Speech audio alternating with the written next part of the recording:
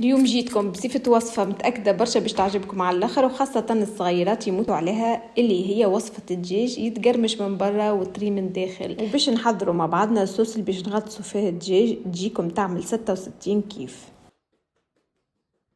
خديت سكالوب، تنجموا تستعملوا صدر متاع الدجاج وتقسموه طروف صغار، نحط عليهم غرفة كبيرة كريم فريش، مغرفتين حليب، ونفوح له فحتى ونكتبها لكم تحت الفيديو.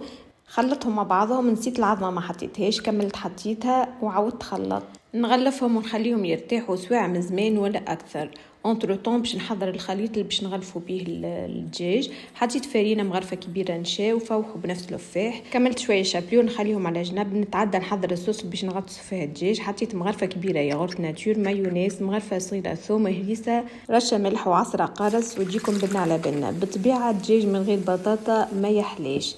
عملت كعيبات بطاطا وتعديت للدجاج متاعي بعد ما ارتاح باش نغلفوه في الفرينه.